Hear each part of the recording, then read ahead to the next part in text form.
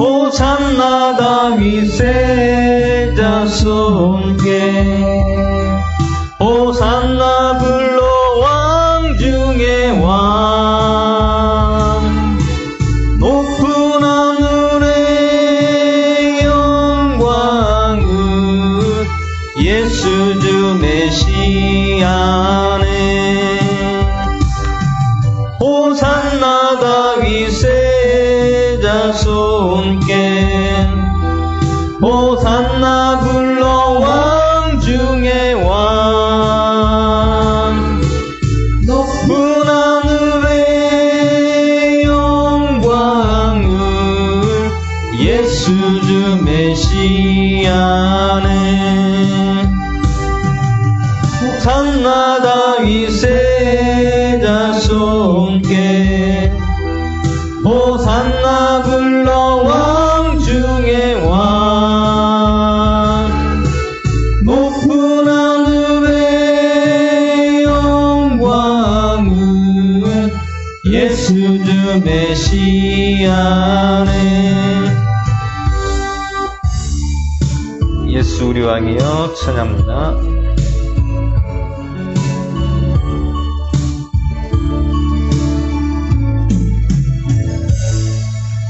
예수 우리 왕이여 이곳에 오소서 보좌로 주여 임하사 찬양을 받아 주소서 주님을 찬양하오니 주님을 경배하오니 왕이신 예수님 오셔서 자정하사 다스리소서 예수 우리 왕이여 이곳에 오소서 보좌로 주여 임하사 찬양을 받아 주소서 주님을 찬양하오니 주님을 경배하오니 왕이신 예수님 오셔서 다정하사 다스리소서 주님을 찬양하오니 주님을 경배하오니 왕이신 예수님 오셔서 자정하사 다스리소서 예수 우리 왕이여 이곳에 오소서 보좌로 주여 임하사 찬양을 받아 주소서 주님을 찬양하오니 주님을 경배하오니 왕이신 예수님 오셔서 자정하사 다스리소서 예수 우리 왕이여 이곳에 오소서 보좌로 주여 임하사 찬양을 받아 주소서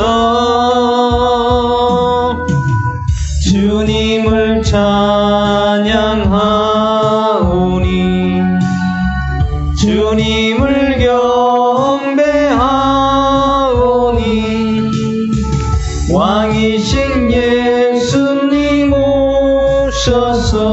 자정하사 다스리소서. 주님을 찬양하오니 주님을 경배하오니 왕이신 예수님 오셔서 자정하사 다스리소서. 예수 가장 귀한 그 이름 찬양합니다.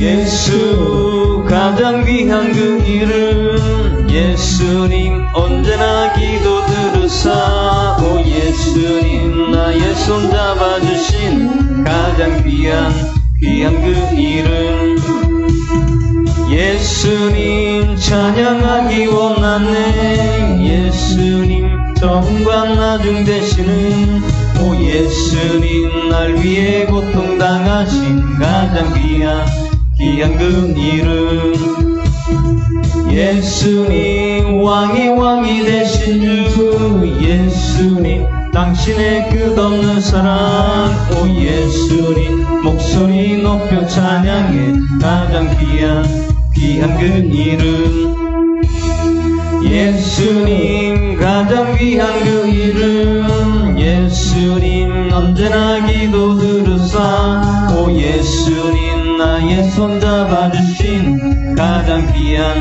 그 이름 예수님 찬양하기 원하네 예수님 처음과 나중 되시는 오 예수님 나에게 고통당하신 가장 귀한 그 이름 예수님 왕이 되신 주 예수님 당신의 끝없는 사랑 오 예수님 목소리 높여 찬양 가장 귀한 그 이름 예수님 가장 귀한 그 이름 예수님 언제나 기도 들으사 오 예수님 나의 손 잡아주신 가장 귀한 그 이름 예수님 찬양하기 원하네 예수님 처음과 나중 되시는 오 예수님 날 위해 고통당하신 가장 귀한 그 이름 예수님 왕이 되신 주 예수님 당신의 끝없는 사랑 오 예수님 목소리 높여 찬양 가장 귀한 그 이름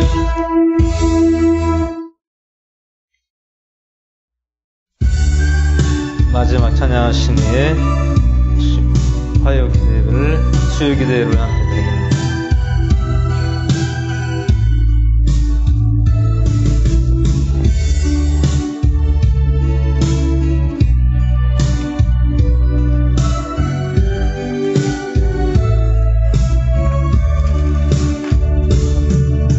생명의 주 말씀 나 항상 종일토록 묵상하여 내 마음을 채우고 그 빛은 내 앞길 비추네 주 말씀 내 발의 등이요 내 길에 빛이 오니 주님의 양식으로 나 살겠네 생명의 주 말씀 생명의 주 말씀 생명의 주 말씀 나 항상 종일토록 묵상하여 내 마음을 채우고 빛은 내 앞길 비추네. 주 말씀 내 발의 등이요 내 길에 빛이오니 주님의 양식으로 나 살겠네. 생명의 주 말씀 생명의 주 말씀 생명의 주 말씀 나 항상 종일토록 묵상하여 내 마음을 채우고 그 빛은 내 앞길 비추네. 주 말씀 내 발의 등이요 내 길에 빛이오니 주님의 양식으로 나 살겠네. 생명의 주 말씀 생명의 주 말씀 생명의 주 말씀 나 항상 종일토록 묵상하여 내 마음을 채우고 그 빛은 내 앞길 비추네. 주 말씀 내 발의 등이요 내 길에 빛이오니 주님의 양식으로 나 살겠네. 생명의 주 말씀 생명의 주 말씀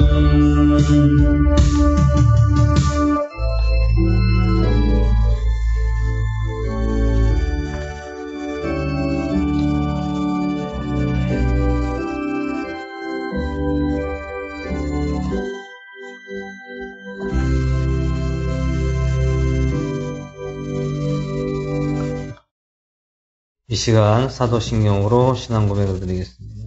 전능하사 천년 많으신 하나님 아버지를 내가 믿사오며 그 외아들 우리 주 예수 그리스도를 믿사오니 성령을 태하사 전에 말기나 하시고 이는 군을 받사 십자가에 박혀 죽으시고 장사한 지 3일 만에 죽은 자 가운데서 다시 살아나시며 하늘로 오르사 전능하신 하나님 우편에 계시다가 배우소 산자 죽은 자를 심판을 하시리라. 성령 믿사하며 거룩한 교회와 성도와 설교자는 것과 우리 잘못을 용서하시는 것과 몸이 다시 사는 것과 영원히 사는 것을 믿사옵나이다. 아멘.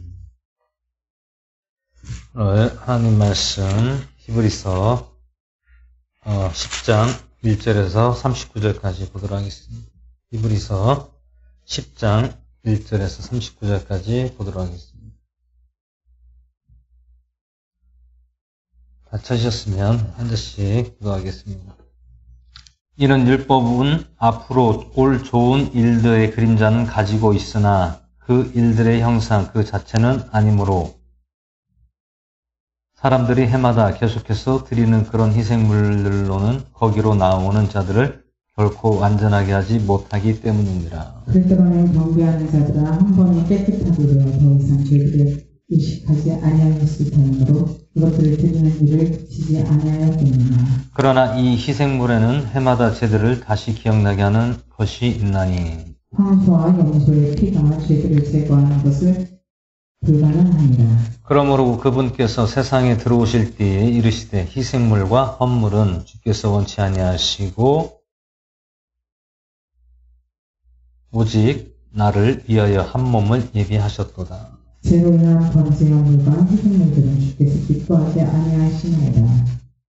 그러므로 내가 말하기를 하나님이여 보시옵소서. 두루마리 책에 나를 가리켜 기록된 바와 같이 내가 주의 뜻을 행하러 오나이다 하였노라 하시니라. 위에서 그분께서 이르시기를 희생물과 헌물과 번제물과 죄로 인한 헌물을 주께서 원치도 아니하시고 기뻐하지도 아니하시나이다 하셨는데 그것들은 율법에 따라 드리는 것이라. 그 뒤에 그분께서 이르시기를 오 하나님이여 보시옵소서. 내가 주의 뜻을 행하러 오나이다 하셨으니 그분께서 그 첫째 것을 제거하시면 둘째 것을 세우려 하심이라. 바로 이 뜻으로 말미암아 예수 그리스도의 몸이 단 한 번 영원히 드려짐을 통해 우리가 거룩히 구별되었노라.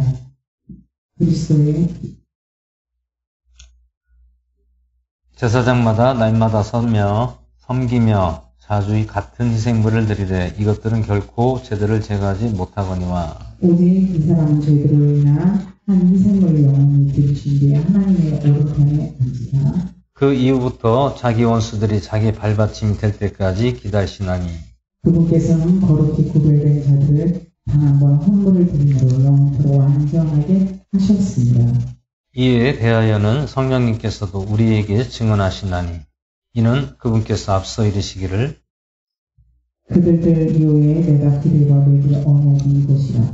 주가 말하노라. 내가 내 법들을 그들의 마음속에 두고 그들의 생각 속에 그것을 기록하리라 하신 뒤에 또 내가 그들의 죄들과 불법들을 다시는 기억하지 아니하리라 하셨습니다. 이제 이것들의 사명이 있는 곳에서는 다시는 죄로 인한 헌물이 없으리라. 그러므로 형제들아 우리가 예수님의 피를 힘입어 새롭고 살아있는 길로 지성소에 들어갈 담대함을 얻게 되었나니 이 길은 그분께서 우리를 위하여 피상 곧 자기의 육체를 통해 거룩히 구분하신 것입니다. 또 하나님의 집을 다스리는 제사장께서 우리에게 계시매 우리 마음이 뿌림을 받아 악한 양심으로부터 벗어났고 우리 몸은 순수한 물로 씻겼으니 우리가 믿음의 충만한 확신 속에서 진실한 마음으로 가까이 다가가자. 또 약속하신 분께서 신실하시니 우리의 믿음의 고백을 흔들림 없이 굳게 잡고 서로를 살펴보아 사랑과 선한 행위에 이르도록 격려하며 우리 함께 모이는 일을 폐하는 어떤 사람들의 습관과 같이 하지 말고 오직 서로 권면하여 그날이 다가옴을 볼수록 더욱 그리하자.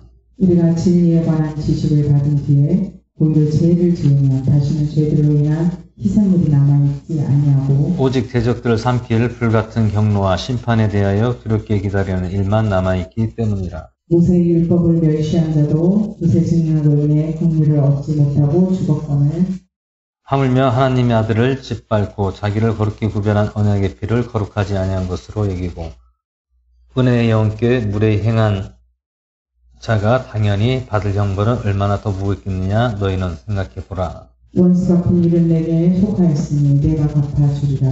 주가 말하노라 하시고 또다시 주가 자신의 백성을 심판하리라 하고 말씀하신 분은 우리가 아나니 살아계신 하나님의 손안에 떨어지는 것은 두려운 일이로다. 그러나 너희가 조명을 받은 뒤에 고난의 큰 싸움을 견뎌냈던 이전의 날들을 회상해 보라. 한편으로는 너희가 비방과 고난으로 말미암아 구경거리가 되고 또 한편으로는 그렇게 취급받은 자들과 사귀는 자들이 되었으니 너희에게 하늘을 더 낮고 영원한 실체가 있는 줄 너희 자신이 알므로 결박 중에 있는 나를 너희에게 불쌍히 여겼고 너희 재산을 노력당하는 것도 기쁘게 여겼습니다. 그러므로 너희의 확신을 버리지 말지니 이 확신이 큰 보상을 얻게 하였느니라. 너희가 하나님의 뜻을 행한 뒤에 그 약속하신 것을 받기 위해 너희에게 인내가 필요합니다. 이는 조금만 있으면 오실 것이요 지체하지 아니하실 것임이라. 이제 의인은 믿음으로 살리라. 그러나 어떤 사람이 뒤로 물러가면 내 혼이 그를 기뻐하지 아니하리라. 그러나 우리는 뒤로 물러가 멸망에 이를 자들이 아니요 오직 믿어서 혼의 구원에 이를 자들이니라. 아멘. 잠시 또 말씀 나누겠습니다. 할렐루야. 살아계신 하나님 아버지 너와 사랑을 감사드립니다. 오늘 이 시간 저희들 불러주시고 또한 예배에 주님 함께 하시고 오늘 우리가 희생물, 제물로 영적인 제물로 주님께 드려지게 하여 주시옵고 오늘도 말씀을 통하여 저희들에게 한없는 확신의 믿음을 더하여 주시옵고 좌로나 우로나 치우치지 않도록 늘 항상 주님 한섭해 주시고 붙잡아 주시옵소서. 오늘도 성령님 주관하시고 내주하시고 함께하여 주실 줄 믿사오며 우리를 구원하신 나사렛 예수 그리스도의 전함으로 기도합니다. 아멘.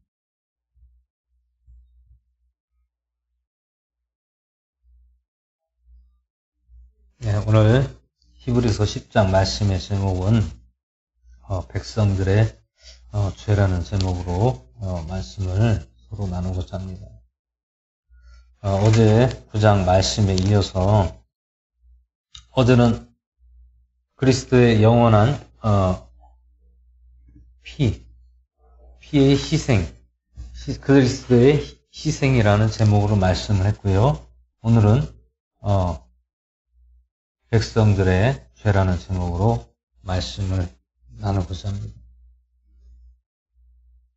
오늘 백성의 죄라는 것은 어제도 말씀드린 바와 같이 그 죄라는 것은요, 어제도 말씀드렸지만 죄라는 것은 하나님께 구약의 율법으로 또 어떤 제사의 의식이나 어떤 피의 희생물로 드리고 또 자기들의 생각과 주관대로 행하는 그런 죄들을 말씀하고 있는 것입니다. 오늘 성경에서 말씀하고 있는 죄의 근원은 신을 믿는 모든 자들이 올바로 믿어야 된다. 하나님을 잘 알고 믿어야 된다는 것이에요. 오늘날 보면 하나님을 잘 모르고 예수님을 잘 모르고 믿는 경우들이 너무 많습니다. 그 원인이 무엇입니까? 결국엔 말씀으로 내가 훈련을 받지 않고 말씀을 보지 않고 또 그 뜻을 제대로 알지 못하기 때문에 그렇습니다. 결국에는 성경을 거의 안 본다는 얘기입니다. 성경을 거의 안 본다. 그럼 어떻게 하느냐? 교회 와서 그냥 그 목사님의 설교만 듣고 돌아가는 그런 일들이 많다라는 것이에요.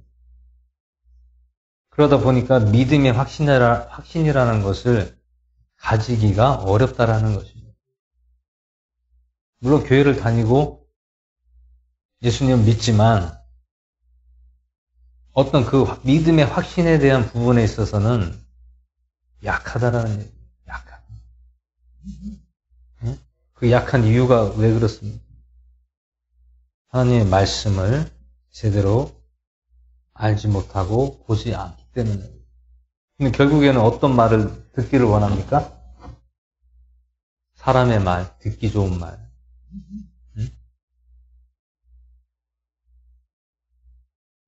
그러니 하나님을 믿고 예수님을 믿는다면서 우리들의 믿음과 신앙이 결국에는 다른 길로 가고 있다라는 거예요.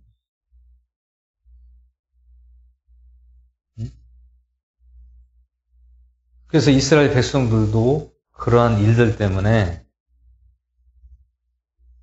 하나님 앞에 돌아와야 된다. 돌아와라. 돌이켜라. 너희들이 지금까지 그런 행하는 일들을 버려라. 하나님은 그런 하나님이 아니다라는 거예요. 그리고 예수님을 이 땅에 보내신 것은 너희들이 죄 때문이다. 무슨 죄? 하나님을 제대로 믿지 못하고 알지 못하는 죄로 인하여 하나님을 믿는다면서 죄를 짓는 것을 돌이켜라 이렇게 말씀하고 있는 거죠.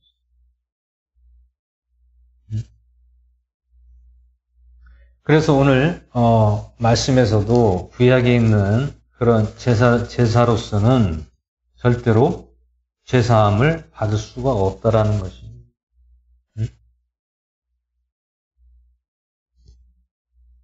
그 말씀이 어디 있습니까? 1절에 이는 율법은 앞으로 올 좋은 일들의 그림자는 가지고 있으나 그 일들의 형상 그 자체는 아니므로 사람들이 해마다 계속해서 드리는 그런 희생물로는 거기로 나오는 자들을 결코 완전하게 하지 못하기 때문이다. 응? 이 말씀은 희생물 어떤 숫소나 암송아지나 황소나 염소의 피로는 죄들을 제거를 할 수가 없다라는 거예요. 죄들을 제거할 수가 없다. 왜 그렇죠? 어제 말씀드린 것처럼 계속해서 반복된 죄들을 계속 짓는 거예요. 내가 잘못을 저지르고 하나님 앞에 잘못을 저지르고 또 사람에게 피해를 주고 그러한 죄 때문에 매일같이 제물을 드려봐야 또 다시금 반복해서 죄를 범한다는 것입니다. 왜 그렇습니까?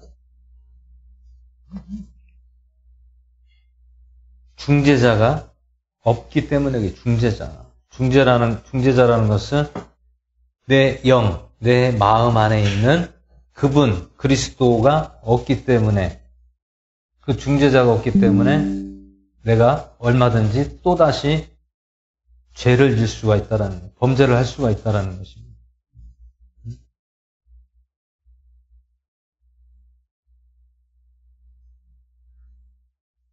그래서 희생물들에는 해마다 죄들을 다시 기억나게 하는 것이 있나니 이는 황소와 염소의 피로는 죄들을 제거함이 불가능하기 때문이라. 오늘 3절과 4절 말씀에서 희생물로는 죄를 제거할 수가 없다라고 말씀하고 있습니다. 왜 그렇습니까? 형식과 그런 의식에 있어서 제물을 숫소, 황소를 드린다 할지라도 죄 사함을 받을 수가 없다라는 거예요. 죄 사함.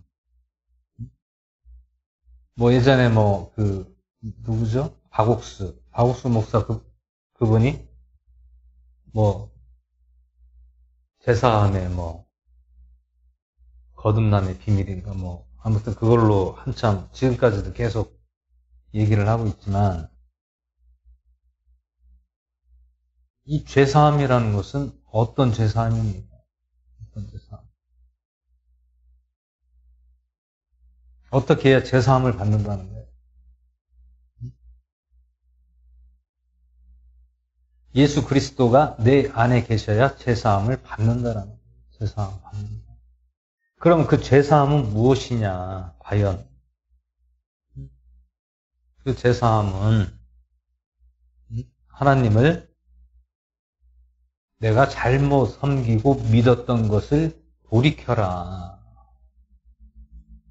돌이킨 다음에 어떻게 하라고요? 회개하라. 무엇을 회개합니까? 내가 이 땅에 보내신 메시아 예수님을 내가 알아보지 못했던 것을 회개하고 또 내가 지금까지 유전과 전통과 조상들을 통하여 그 규율과 율례와 법도를 따랐던 것을 다시금 돌이키라는 거예요. 돌이켜라. 쉽게 얘기하면은 신을 믿는 가운데 있어서 돌이켜라. 무엇에 돌이켜라? 잘못된 믿음에서 돌이켜라 하는 거예요. 그것이 죄사함이다. 돌이켜라. 그럼 돌이키라는 것은 누구를 통하여 돌이키라는 것입니까? 예수 그리스도를 통하여 돌이켜라.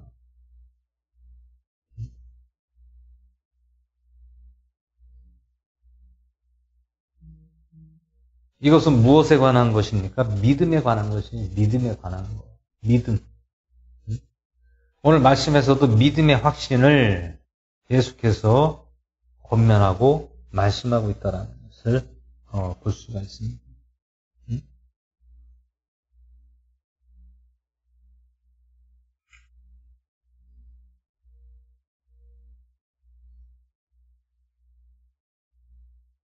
그래서 오늘 히브리서 10장에서는 백성들의 죄라는 것은, 이스라엘 백성들의 죄라는 것은 오늘 말씀에 나오는 이스라엘 백성들에게 하는 권면의 말씀입니다. 너희들이 돌이키고 회개하고 제사함을 받으라. 누구를 통하여? 예수 그리스도를 통하여 너희들이 제사함을 받아야 된다. 그래야 너희들이 하나님을 제대로 알고 경외하고 믿고 또한 예수님을 영접함으로 너희들의 삶이 온전히 바뀌어진다.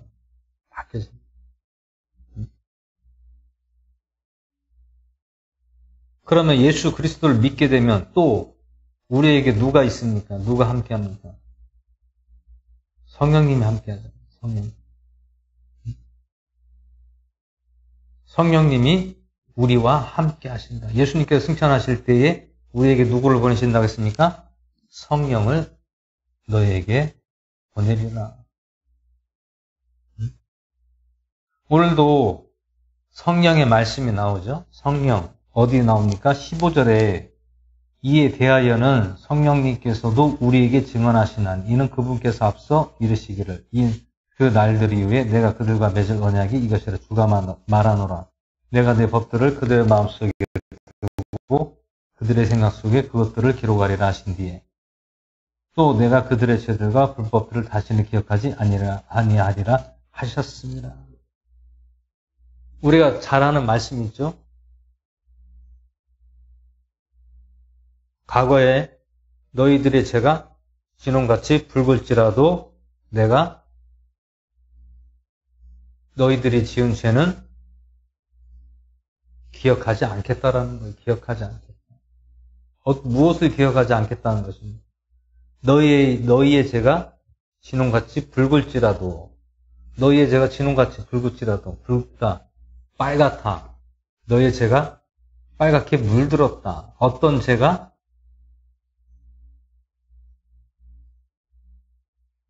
잘못된 희생에 대한 제물을 통하여 또 너희들이 선지자의 말을 듣지 않고 너희들의 방법대로 내가 제사장이 되고 내가 내 마음대로 왕이 되어서 모든 사람들을 통치하고 자기가 원하는 대로 하는 것을 회개하고 돌이키라는 거죠. 그리고 오늘 성경에서 말씀하는 것은 백성들에게 보다도 누구한테 대한 회개와 권면을 하고 있습니다. 제사장들이죠. 제사장. 우두머리잖아요. 우두머리. 옛날로 이스라엘 백성들의 옛날로 따져 족장들 있잖아요. 족장. 각 족장들이 있잖아요. 그 족장들에게 하는 말이에요.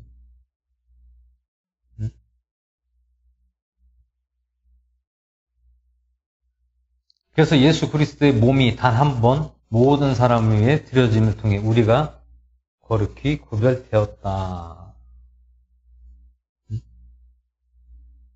예수 그리스도의 단 한 번의 희생으로 우리가 거룩히 구별된 하나님의 자녀가 됐다라는 것입니다.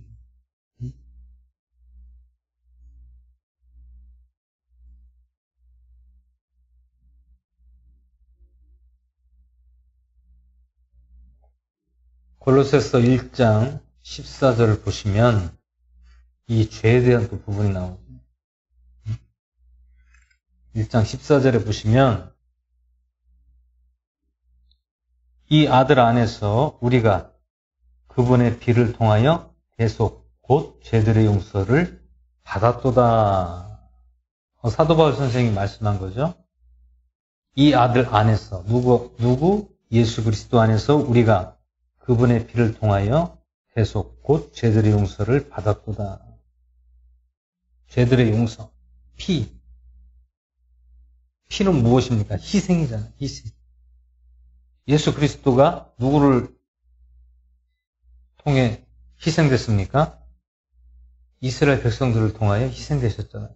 성경적으로 보면 이스라엘 백성들을 통하여 희생의 제물로 십자가에 죽으셨다라는 것이.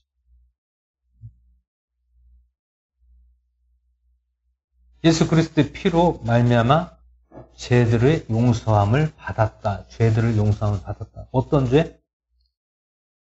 어떤 죄입니까? 하나님을 잘못 알고 믿었던 죄들을 말하는 거예요. 죄들. 오늘 성경에서 말씀하는 죄라는 것은 우리가 어떤 신을 믿을 때에 잘못된 믿음으로 믿은 것, 잘못된 방법과 내 생각으로 믿은 것, 이런 것들을 회개하라는 거예요. 돌이키라는 거예요.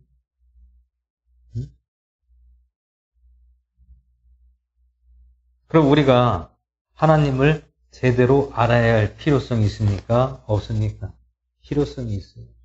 필요성이 있어요.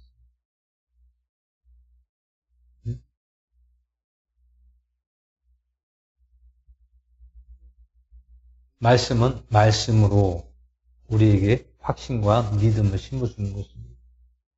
절대 사람의 말이나 어떤 다른 말로는 우리에게 믿음의 확신을 절대로 줄 수가 없습니다. 믿음의 확신을 주는 건 무엇입니까? 하나님의 말씀이에요. 하나님의 말씀이 우리에게 믿음의 확신을 주는 것이죠. 다른 것으로는 믿음의 확신을 줄 수가 없습니다. 아무리 사람이 능력이 있고 그 사람이 언변이 좋고 말을 잘하고 하나님의 말씀을 잘한다 할지라도 하나님의 말씀은 말씀대로 해야만이 믿음이 뿌리 박히는 것입니다. 믿음이 뿌리 박히는 것입니다.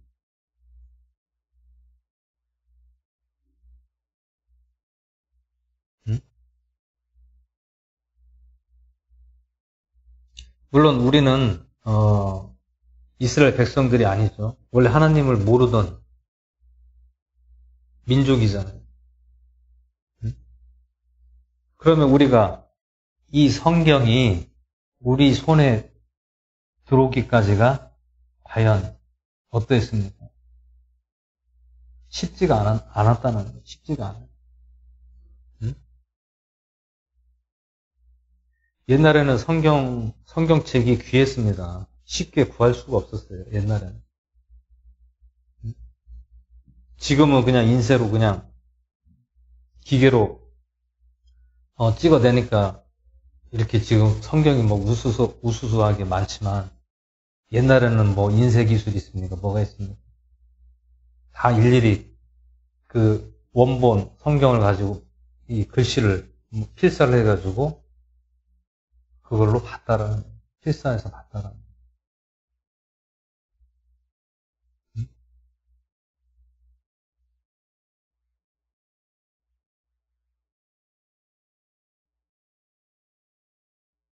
물론 예전에 뭐 필사를 하면서 뭐 어떤 뭐 은혜를 받고 또 어떤 뭐 체험을 했다는 분들도 있습니다. 또 믿음이 또 좋아졌다는 분도 있어요. 이것은 무엇을 말씀드리냐면 성경은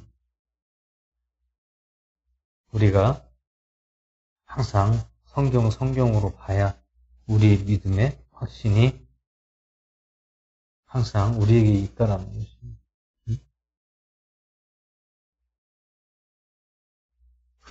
갈대와 같이 흔들리지 않는다는 것이. 믿음이 갈대와 같이 흔들리지 않는다.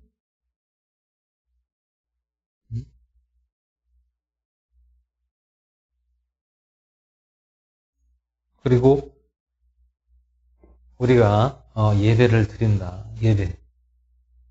우리가 예배를 드리는 목적은 무엇입니까? 우리의 믿음을 더 강하게 하기 위해서 예배를 드리는 거예요. 우리에게 믿음의 확신을 늘 가지기 위해서 예배를 드리는 거란 말이죠. 뭐 사람 보기 좋게 드리고 사람 비유 맞추고 그냥 모이는 게 좋아서 이렇게 예배 드리는 그런 예배가 아니라는 거예요. 예배라는 것은 하나님의 말씀을 서로 나누는 장소예요. 장소. 어떤 종교적인 그런 개념이 아니에요. 우리는 종교인이 아니잖아요. 그 누굽니까? 그리스도인이잖아요. 하나님의 사람들.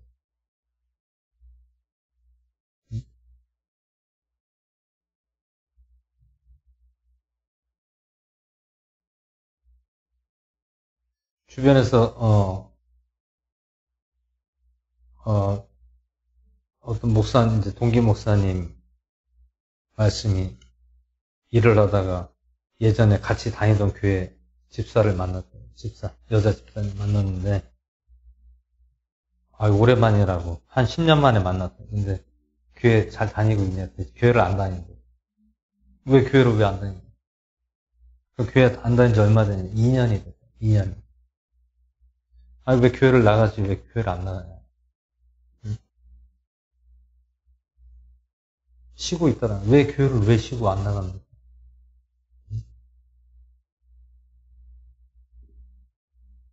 여러분, 교회라는 것은 나가는 게 중요한 것이 아니라 교회라는 그 개념을 잘 이해를 하고 우리가 받아들여야 된다는 거예요. 주의 종이나 성도나 똑같아요. 응? 성도가 잘못 알 수도 있고 또 주의 종들이 잘못 알 수가 있더라. 응? 왜 그렇습니까?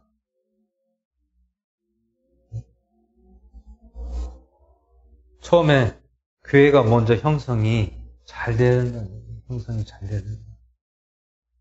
어떻게 형성이 돼야 됩니까? 교회 나오는 하나님의 사람 그리스도인들에게 믿음과 신앙과 말씀을 통하여 믿음의 확신을 심어주는 것이 가장 중요한 거예요. 또 그러면 주의 종은 또 성도들을 위해서 기도를 해야 되는데 어떤 기도를 해야 됩니까? 한 사람 한 사람 이름을 불러가며 그 영혼이 믿음에서 떠나지 않도록 주님 붙잡아 달라고 그 기도를 해야 되는 거예요. 다른 기도하는 게 아니에요. 믿음의 기도를 해주는 것이 진정한 목자의 심정입니다.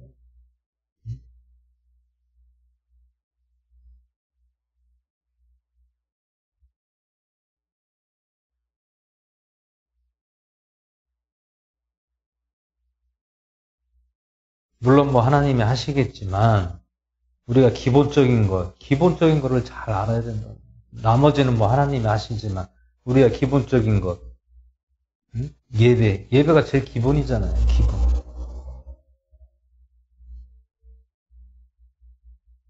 예배는 그냥 사람이 와라 해서 가는 것도 아니고, 누가 좋아서 가는 것도 아니고, 우리가 교회를 왜 갑니까? 우리 믿음, 하나님 말씀을 통하여 우리 믿음을 더욱더 확신을 갖고, 자로나 우러나 흔들리지 않는 갈대와 같은 믿음이 되지 않기 위해서 교회 가는 목적은 우리 믿음을 단단하기 위해서 하는 거예요. 그것이 예배입니다.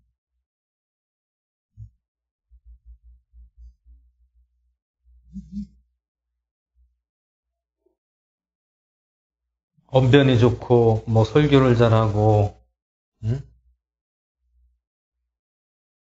그게 중요한 거 아니에요. 여러분 설교자가 언변 좋고 말 잘하는 사람 물론 많죠. 말 잘하는 분들이 많죠. 하지만 더 중요한 것은 하나님의 말씀을 온전하게 전달해 주는 것이 가장 중요한 것입니다.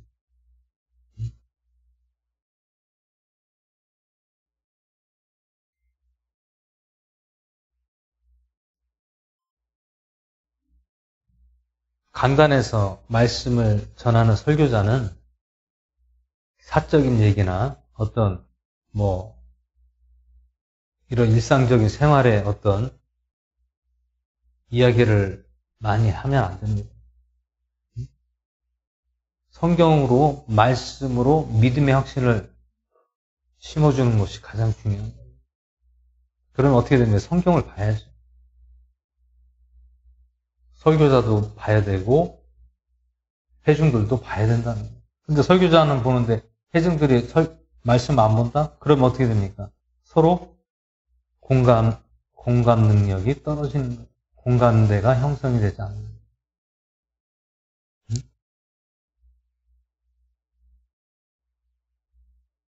사람 비유 맞출 거 없어요. 응? 사람 비유 맞춘다고 해서 해결되는 게 아니에요. 뭐 사랑으로 한다고? 사랑으로 한다고 이게 됩니까? 아니 인간의 사랑으로 뭘 뭐 감싸주고 뭘 도와주고 응?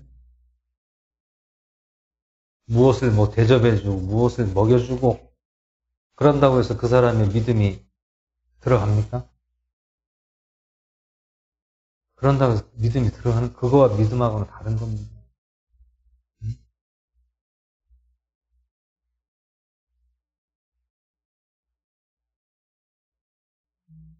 유튜브에서 어떤 목사님이 뭐 노숙자 사역을 뭐 하는 분들이 있습니다. 있는데 뭐 이렇게 뭐 카메라 들고 뭐 역에 가가지고 뭐 사람들 노숙자들 뭐 나눠주고 응? 뭐 빵 나눠주고 음료수 주고 그렇게 한다고 그 사람들이 영원히 구원을 받습니까? 빵과 음료는 먹을 때 뿐입니다. 그거 먹고 나면 아무런 남는 게 없어요. 그들에게 무엇을 전달을 해줘야 돼요?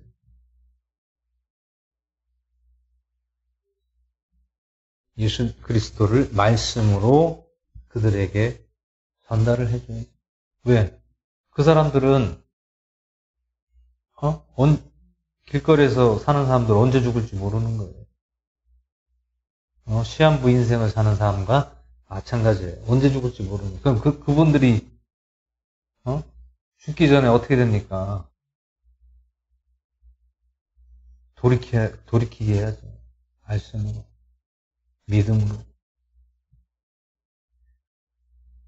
육적으로 먹여주는 빵과 음료는 아무런 의미가 없어요. 그 무엇으로 먹여줘야 됩니까? 말씀과 예수님을 통하여 영혼을 살리는데 믿음의 확신을 심어주는 게 가장 중요해요. 기도해주고.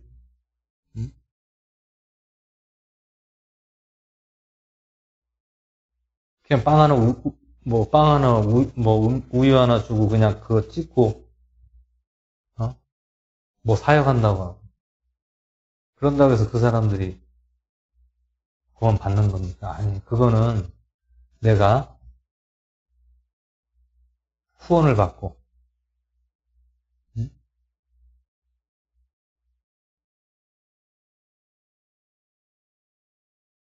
어떤 대가를 원하는 것밖에 안 된다는 거예요. 나는 대가를 제공했으니까 대가를 달라는 것밖에 안 돼요.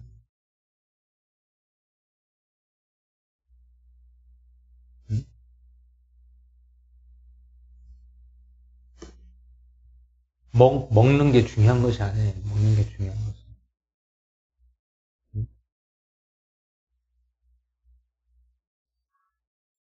그 한 영혼 한 영혼에게 믿음의 확신을 그들에게 심어주는 것이 가장 중요한 겁니다.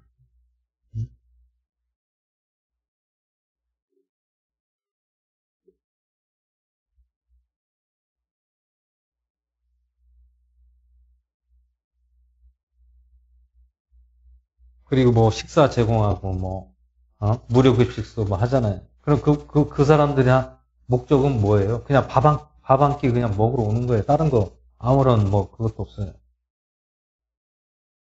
그냥 밥 한 끼 먹으려고 그거 먹으려고 오는 거예요.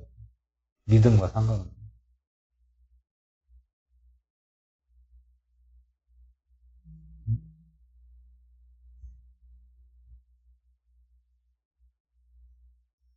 낚싯대를 줘서 그들이 얼마든지 먹을 수 있도록 해주는 것이 중요합니까? 아니면 내가 낚시를 해서 맨날 고기 잡아서 먹여주는 것이 중요합니까? 어느 것이 더 가장 현명한 겁니다.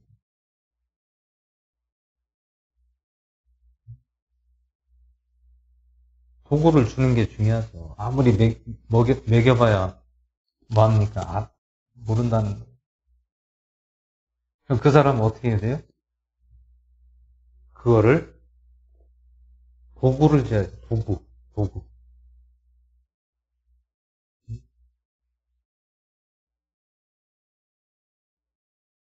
도구를 주면 어떻게 합니까? 내가 알게 되는 거죠. 배우고 알게 되는 거죠. 무엇을? 내 스스로가 자립하고 내 스스로가 믿음을 통해서 살 수 있는 그런 영적인 자립을 시켜줘야 영적인 믿음의 자립. 그게 중요한 거죠. 아무리 껍데기로 매일같이 공급해준다고 그게 자립이 됩니까? 그게 알아집니까? 안 되는 거예요.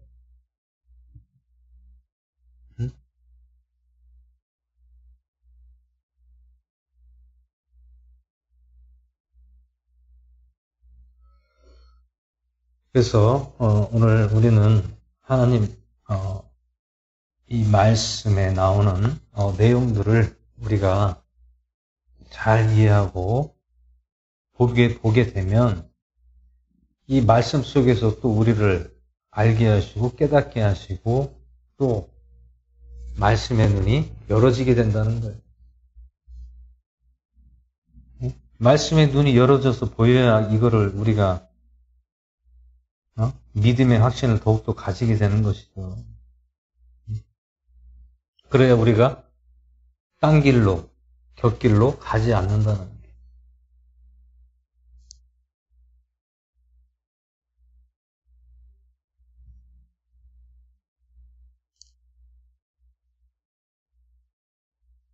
그래서 오늘 히브리서 10장에서도 계속해서 믿음의 확신을 계속해서 심어주고 있다라는 거예요. 믿음이 어떤 믿음? 예수 그리스도에 대한 믿음을 누구에게 확신시켜주고 있습니까? 이스라엘 백성들이에요. 유대인들에게. 그들에게 계속해서 예수 그리스도를 믿어 너희들이 죄사함을 받고 구원을 받을 수 있다는 것을 계속 강조하고 권면하고 있는 것입니다.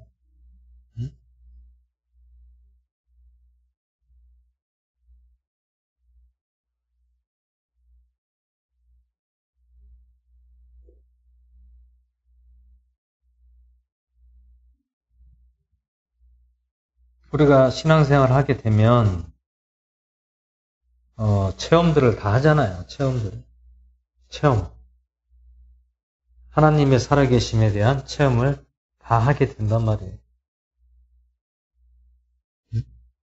체험을 안 한 사람이 없어요. 거의 다 처음에 신앙생활하고 믿음생활하면 다 체험을 하게 되는 겁니다. 그 체험은 누가 하는 겁니까? 성령님이 하시는 거예요. 성령님. 어떻게 했을 때? 믿었을 때 하신다는 거예요. 믿었을 때에. 그 믿음은 어떻게 믿어야 됩니까? 우리의 생각을 버리고 순수하게 믿어야죠. 근데 계산하고 내 생각으로 믿고 하면은 성령님이 오시겠습니까? 안 오시죠. 나를 버려야 되죠. 내 생각을 버리고 순수하게 받아들여야 성령님이 함께 하시고 체험케 하신다는 것입니다.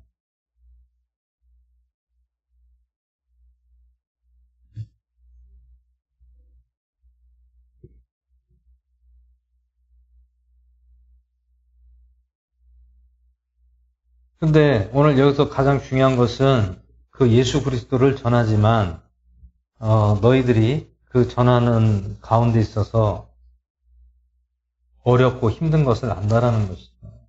힘들고 어렵다라는 것. 힘들고 어려운 것이 어떤 것을 말씀하고 있습니까? 어느 것이죠? 고난과 핍박과 비방과 조롱거리 이런 것들을 당하게 된다는 거예요. 그래도 너희들은 꿋꿋이 그런 것을 인내하고 견뎌서 계속해서 너희 형제들에게 전하라는 거예요. 전하라. 누구를? 예수 그리스도를 전하라는 것이죠.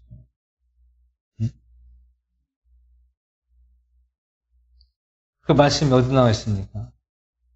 32절에 그러나 너희가 빛을 받은 뒤에 고난의 큰 싸움을 견디어냈던 이전의 날들을 회상해보라.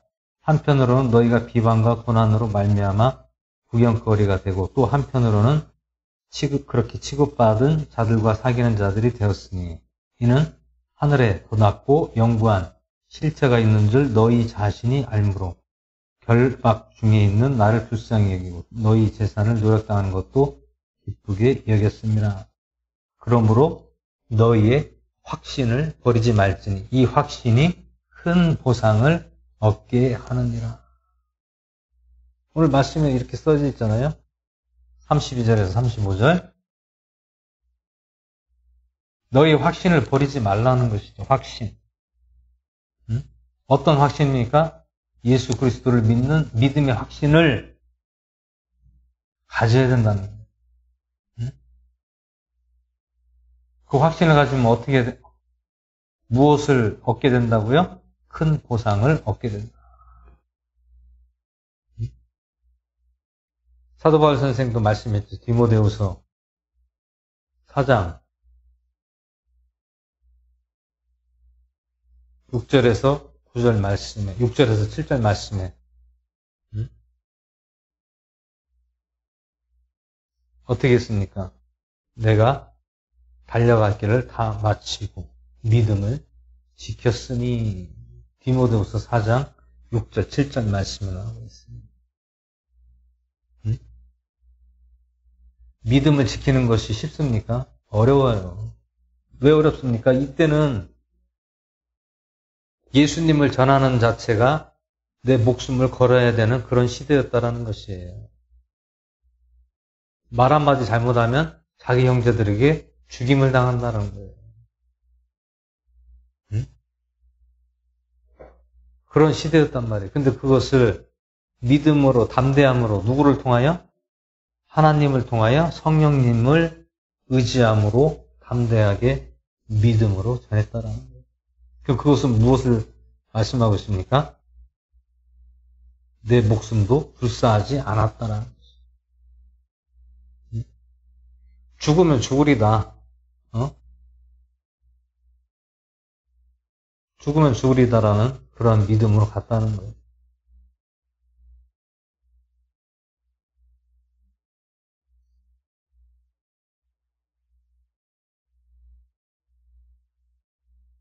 그러면 사도 바울 선생은 하늘에 무엇을 바라봤습니까? 상급을 바라봤습니다. 상급이 있다. 어떤 상급? 네가 네 형제들, 너의 종족들에게 복음을 전하면 거기에 대한 상급을 하나님께서 주신다라고 했습니다.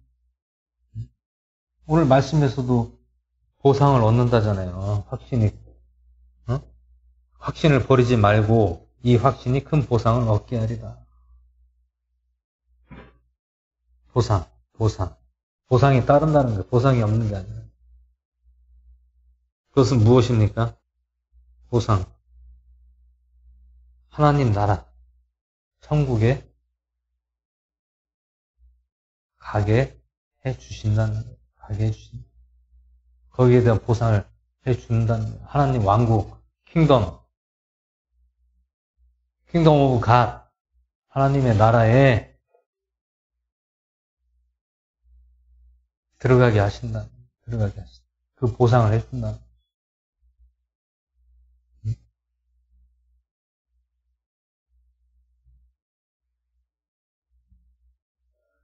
그래서 이제 의인은 믿음으로 살 것이요. 그러나 누구든지 뒤로 물러가면 내 혼이 그를 기뻐하지 아니하리라. 그러나 우리는 뒤로 물러가 멸망에 이를 자들이 아니요 오직 믿어서 혼의 구원에 이를 자드니라. 응? 마지막 절에 말씀하고 있습니다. 응? 뒤로 물러나지 말라는 것이죠. 뒤로 물러나. 겁먹고 무서워서 복음을 예수 그리스도를 뒤로 물러서서 전하지 않으면 안 된다는. 응? 전진하라는. 전진해서 담대하게 전하라는 얘기입니다. 그래서 오직 믿어서 혼의 구원에 이를 자들이니라. 오직 믿어서, 오직 무엇을 믿습니까? 하나님의 아들이신 예수 그리스도를 믿음으로 너희들의 구원에 이를 자들이 되라는 것입니다.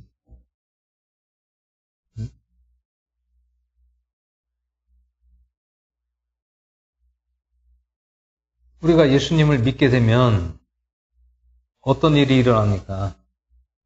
마음의 변화가 생기고 또 우리에게 또 은혜를 주시고 또 체험케 하시고 또 보호해 주시고 또 인도해 주신다는 것이죠. 어떤 길로 인도해 주십니까? 형통한 길로 인도해 주신다는 거예요.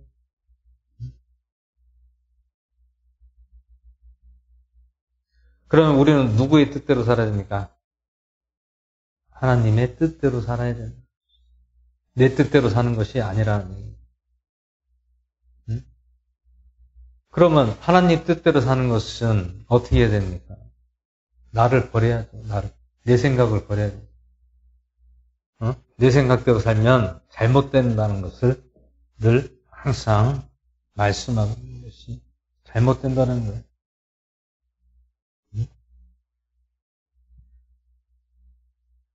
우리의 생각들을 버려야 된다. 내 생각을 버려야 된다는 거예요. 내 생각들을 버려야 된다.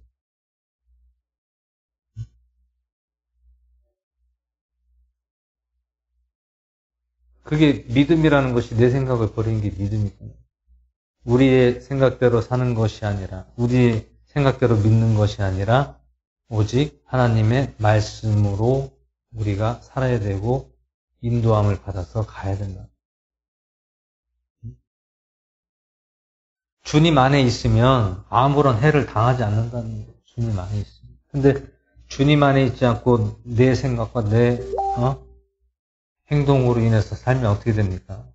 그것이 좋은 것 같아도 결국에는 얼마 못 간다라는 거예요. 그리고 우리는 어떻게 살아야 됩니까? 하나님이 인도하는 대로 살아야 된다는 거예요.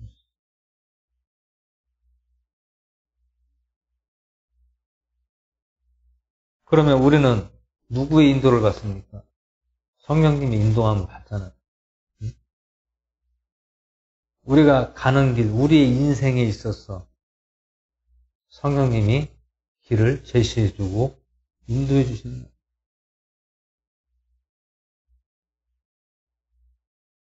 우리가 움직일 때도 어디로 갈 때에도 누구의 인도함을 받아서 가야 됩니까? 성령님의 인도함을 받아서 가야 됩니다. 그러면 아무런 문제도 일어나지 않고 주님 안에 있으면 절대로 잘못되지 않는다는 거예요. 우리가 알잖아요. 세상에 살아보고 세상 일을 하면서 살아보면 알잖아요. 얼마나 힘들고 그 돈 벌려고 고통 속에 살고 그렇게 하고 있습니다.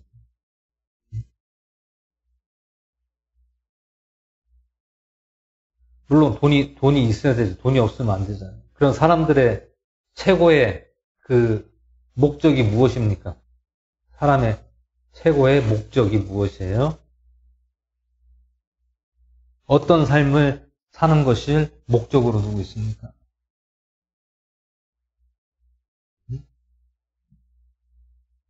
경제적 자유를 누리는 삶을 살고 싶어하는 것이 사람들의 심리에 다 마찬가지예요. 경제적으로 거기에 어떤 매이지 않고 억압당하지 않고 그 자유를 누리면서 살 수 있는 그것을 다 원하고 있잖아요. 경제적 자유라는 삶은 누리는 것은 어떻게 누리는 것입니까? 우리가 돈에 대한 압박과 구애를 받지 않는다는 거죠.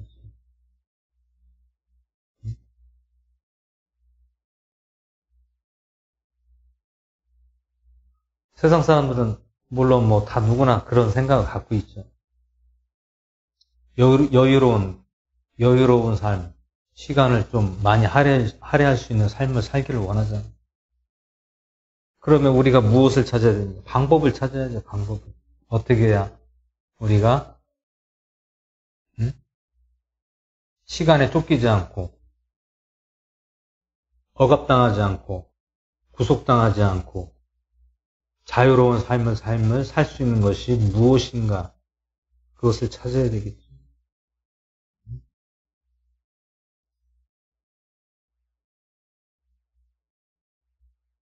여러분, 부자들은 돈을 많이 가진 사람들은요, 돈에 욕심이 없다고 하죠. 돈에 욕심이 없어요.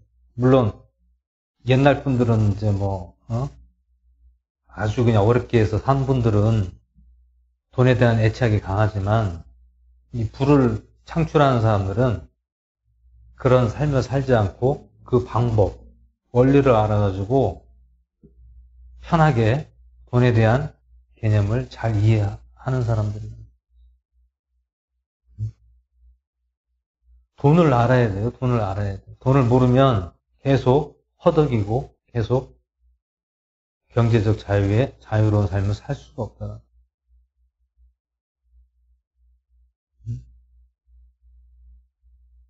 여러분, 돈을 벌어요. 벌으면은 우리가 쓰잖아요. 뭐 생활비 쓰고, 뭐 보험료 내고, 뭐 적금 들고, 또 뭐 대출 갖고, 이런 데 다 쓰잖아요. 그러면 계속 10년 동안, 20년 동안 계속해서 반복해서 직장 생활하고 또 생활하고 쓰고 하면은, 돈이 모아집니까? 안 모아진다는 거예요. 왜 그렇습니까? 다 소비를 해버리니까 돈이 안 모아지는 거예요. 왜 그렇습니까? 돈에 대한 경제적인 그런 개념을 모르기 때문에 그런 거예요. 돈을 우리는 진짜 어떻게 봐야 됩니까? 돈이라는 것은 움직이는 거란 말이에요. 움직이는 거예요. 돈은 움직입니다. 움직이는 거예요. 죽어 있는 게 아니고 멈춰 있는 게 아닙니다. 돈은 움직이는 거예요. 그럼 우리가 경제적인 삶을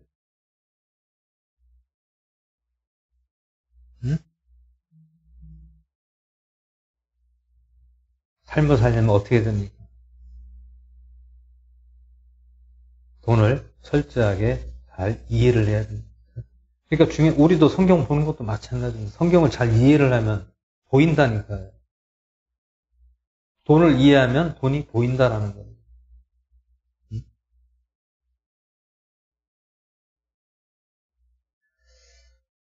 저도 마찬가지로 경제적 관념이 없어서 돈을 그냥 있으면 있는 대로 그냥 다 쓰고 해가지고 매일 허덕이고 쪼들리고 그렇게 살았어요.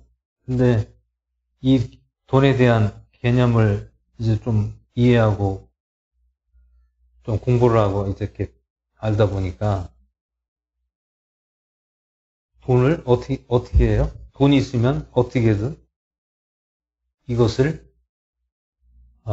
뭐라고 해야 되죠? 뭐 굴린다고 해야 되나? 돈을 굴려서 이거를 더 세게 쳐서 만드는 거. 뭐 1,000원이든 10,000원이든 그거를 이제는 돈을 잘 안 쓴다는 거예요. 물론 써야 될 때는 써야 되겠죠. 하지만 우리가 이거를 움직이는데 우리가 사용하게 되면 거기서 이게 쐐기를 치고 쐐기를 쳐서 그게 불어난다는 거예요. 대부분 부자들이 그런 경제적인 자유함을 누리는 것이 다 그렇게 해서 자유함을 누리는 거예요.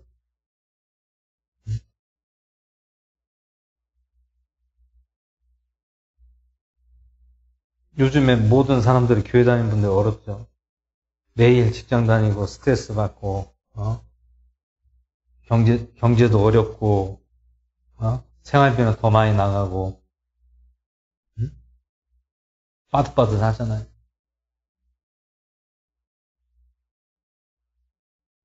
그게 왜 그렇습니까? 바꿔야 된다. 변화를 줘야 된다. 바꿔야 된다. 경제적 관념을 바꿔야 된다. 그래야 내가 경제적인 자유함을 누릴 수가 있다는 거예요. 그걸 바꾸지 않으면 10년이든 20년이든 똑같은 생활과 똑같은 패턴 방식으로 10년 지나도 20년 지나도 계속 그 자리예요. 그러면 아무런 변화가 없으면 얼마나 힘들어요.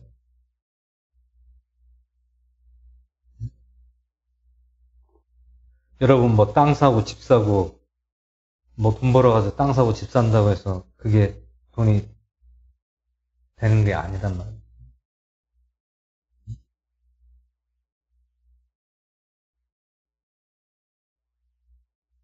빚내서 절대로 빚을 내서 하면은 거기에 시간을 뺏기고 쫓달리게 되고 더 어려움을 당할 수가 있습니다.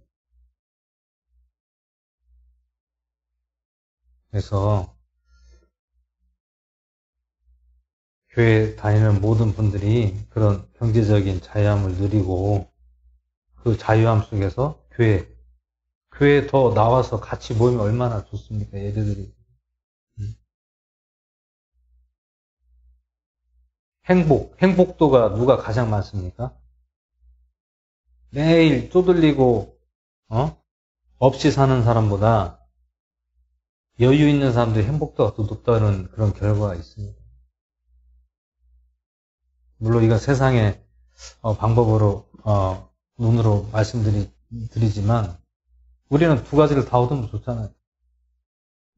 신앙생활 잘하고, 믿음 생활 잘하고, 경제적인 자유함을 누리는 것이 가장 그것이 우리에게는 이상적인 것이죠. 물론 믿지 않는 사람들은 돈은 있어도 자유함은 누릴 수 있어도 믿음이 있고 없고의 그 차이가 크다라는 거죠.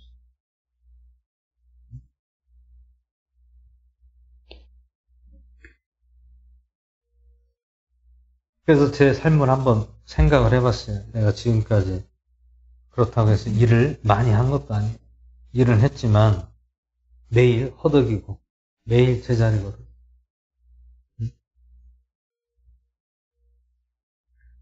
뭐 5년, 10년을 일을 힘들게 그렇게 죽으라고 해도 항상 제자리였다는 거예요. 그게 왜 그렇습니까? 경제적 관념을 내가 알지 못했기 때문에 계속 그렇게 다람쥐 쳇바퀴 돌듯이 계속 그 생활만 10년, 5년, 10년을 반복했다.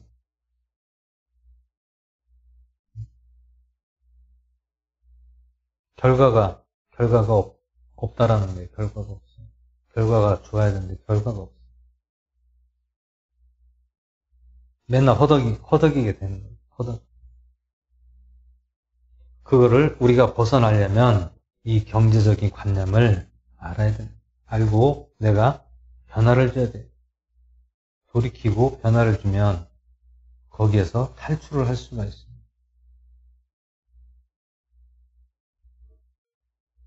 이 말씀은 교회 다니는 모든 분들에게 좀 더 신앙생활하는 가운데 있어서 조금 더 시간적인 여유를 가지라는 의미에서 말씀을 드리는 거지. 뭐 이렇게 해서 돈을 많이 벌어라 그렇게 하는 말이 아니에요. 시간의 구애를 받지 않으면 얼마든지 그 시간 할애해서 뭐 교회 교회에 와서 열심히 할 수 있는 거잖아요. 요즘에 다들 먹고 살기 바쁘니까 교회 이렇게 신경을 많이 안 써요. 교회도 자주 나오지도 못하고. 요즘 교회가 예전에는 그렇지 않았는데 요즘에는 그렇게 많이 시대가 바뀌었다라는 거죠. 교회에서 갖는 시간이 갈수록 줄어든다라는 거예요. 그것은 결국 계속 모든 게 시간적으로 할애를 하지 못하기 때문에 그렇다. 시간을 좀 할애를 하고 여유롭게 우리가 해야 되는데 매일같이 그냥 쫓기듯이 일에 치이고 뭐 아이들에게 치이고 또 가정생활에 치이고 사회에서 치이고 계속 치이고 교회에서도 치이고 뭐 여기 가도 치이고 저희 가도 치이고 얼마나 힘들어요. 그래서 우리가 이러한 경제적인 것도 우리가 알아야 될 필요성이 있다라는 그거를 알지 못하면 계속 우리가 어려움을 당할 수밖에 없어요.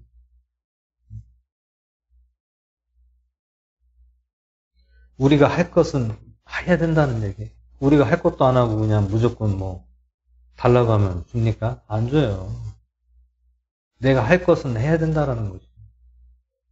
내가 할 것도 하지도 않고 무조건 뭐 달라고 하면 그거는 잘못된 거죠.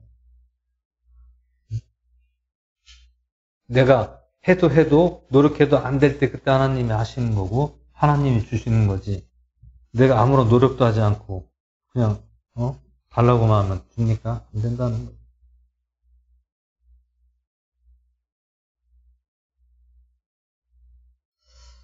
그래서 우리가 삶을 살 때에 조금 더 우리가 최고로 원하는 게 무엇입니까? 시간에 쫓기지 않고 여유로운 삶을 사는 것이 최고로 우리가 그것을 생각하고 고민하는 것이잖아요. 다른 것보다. 그렇게 하면은 우리는 더 주님께 나와 예배하고 또 서로 말씀 나누고 은혜로운 그런 삶을 사는 것이 가장 이상적이지 않습니까? 좀 전에 말씀드린 것처럼 그 행복도는 가난한 사람보다 여유로운 사람들이 행복도가 더 높다라는 것은 분명한 사실입니다. 그것은. 계속 쪼들리고 어려우면은 그런 행복도의 만족도가 질적으로 떨어진다는 거예요. 그래서 우리가 믿음 생활을 또 잘 해야 되고 또 우리가 또 해야 될 것은 해야 돼요. 무조건 믿음으로만 밀고 나간다고 되는 것이 아니에요. 우리가 할 수 있는 것이 있고 또 하나님이 할 수 있는 것이 있습니다. 우리가 하지 않고 하나님께서 다 해달라는 것은 그것은 잘못된 믿음의 생각들이죠. 내가 할 것은 해야 돼요. 할 것은 해야 되고 또 하나님께서 하시는 것은 또 하시는 거예요. 무조건 다 하나님이 하시는 게 아니에요. 내가 노력할 것은 해야 된다. 그래야 이루어진다는 것이지 무조건 노력도 안 하고 그냥 한다고 해서 되는 게 아니라는 거예요. 그래서 오늘 히브리서 10장 말씀처럼 우리가 늘 예수 그리스도를 믿는 믿음의 확신이 늘 함께 하시고 이 말씀을 통하여 우리의 믿음이 더욱더 충만하시기를 주 예수 이름으로 축원을 드립니다. 기도하고 수경을 마쳤습니다. 하늘의 하나님 아버지 감사합니다. 오늘 히브리서 10장 말씀으로 함께 해주시고 인도해 주시면 감사드립니다. 우리가 늘 신앙생활하고 믿음생활 한다면서 우리들의 잘못된 신앙과 믿음으로 인하여서 어려움을 당하고 있는 것은 아닌지 살펴보게 하시고 오직 말씀의 뜻이 무엇인지를 잘 우리가 이해하게 하시고 또한 말씀을 통하여 온전한 믿음을 가지시도록 함께하여 주시옵소서. 감사를 드리며 우리 주 예수 그리스도의 전함으로 기도하옵나이다. 아멘. 이 시간 주기도로 마치고 기도하는 시간 하겠습니다. 하늘에 계신 우리 아버지여 이름이 거룩히 받으시오. 나라의 말씀에 뜻이 안에서 이루어같이 땅에서 오지. 오늘날 우리에게 일어나 주옵시고 우리가 우리에게 죄진 자를 사해주고 같이 우리 죄를 사해 주옵시고 우리 시험에 들게 하지 마옵시고 하기수 구하옵소서. 나라와 권세 영광이 아버지께 영원히 싸움나이다. 아멘. 이 시간 나라 민족을 위해서 기도해 주시고요. 또 위정자들을 위해서 기도해 주시고요. 또 각 교회와 성도와 목회자들을 위해서 기도해 주시고요. 또 내 가족과 이웃과 내 자신을 위해서 믿음에 관한 것을 위해서 기도해 주시고요. 또 여러 가지 어려운 상황들이 많이 있습니다. 우리가 중요한 것은 항상 깨어 있어야 된다는 것입니다. 믿음으로 깨어 있고 또 말씀으로 늘 무장해 있어야 된다는 겁니다. 말씀에서 벗어나게 되면 절대로 잘 될 수가 없다는 것을 우리는 알 수가 있습니다. 그래서 우리가 늘 믿음에서 벗어나지 않도록 기도하게 해주시고요. 또 내 이웃과 내 가족과 믿지 않는 영혼들이 있다면 그 영혼들에 대해서 기도하는 시간을 갖겠습니다. 주의 창하시면서 기도하겠습니다. 주여!